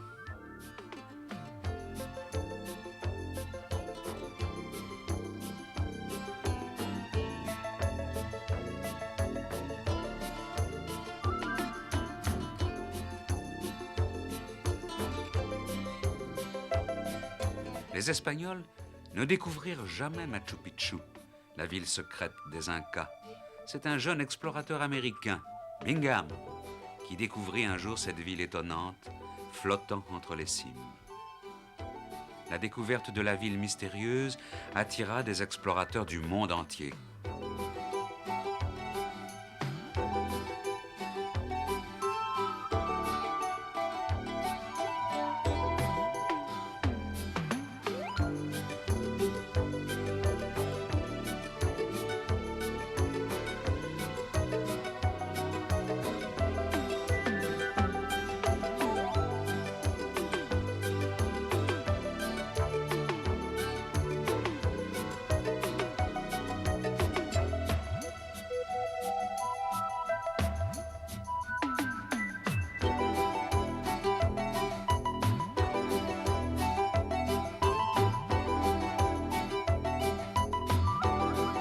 Une quinzaine d'années après la découverte de Machu Picchu, un colonel anglais découvrit en Amazonie le plan d'une ancienne cité située près des chutes d'un des affluents de l'Amazone.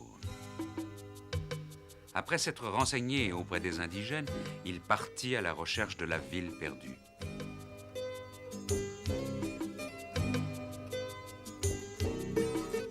Dans sa dernière lettre, il indiquait qu'il espérait atteindre le but de ses recherches une semaine plus tard. Il n'est jamais revenu. L'Eldorado qu'il recherchait doit peut-être être encore au fin fond de la jungle. Le mystère des cités d'or est loin d'être clos.